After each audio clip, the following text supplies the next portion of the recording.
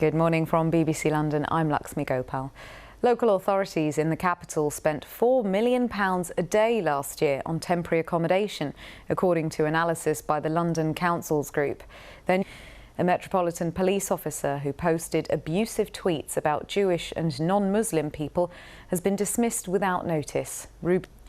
Some residents in Southwark who get their heating and gas from a communal council-run boiler say their system is inefficient and unfair, with many paying thousands of pounds for gas they're not using. Well, Southwark Council says there appears to be a specific issue with the cost of heating from the network at North Peckham Estate and that it's investigating. Your travel news now. There are the weather forecast. Here's Corsa. Well, I'll be back with more news, travel and weather updates for you in around half an hour, but now it's time to return to Naga and Charlie. Goodbye.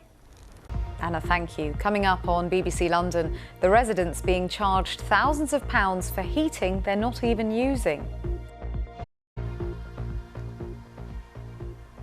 Good afternoon, I'm Luxmy Gopal. Residents in South London say they're paying thousands of pounds for gas and heating they're not using because they're served by a communal council-run boiler.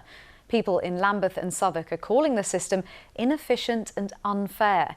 The council says it's investigating what seems to be a specific issue with the network. Thomas McGill can explain.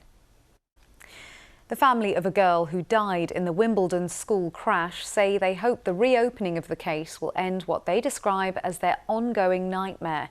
2 children died and 12 were injured when a Land Rover drove into the playground of the study prep school last summer.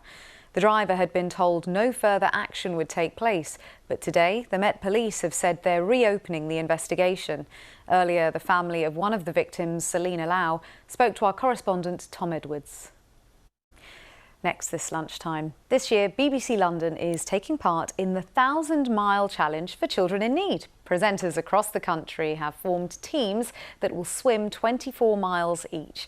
They headed to Swim Serpentine in Hyde Park for a bit of training, including our very own weather presenter, Kate Kinsella. Rather her than me. And if you'd like to find out more, you can head to bbc.co.uk/swim. Now, while Kate is still drying off, we better get our weather forecast instead from Corsa. That's it from BBC London. Now back to Anna Foster.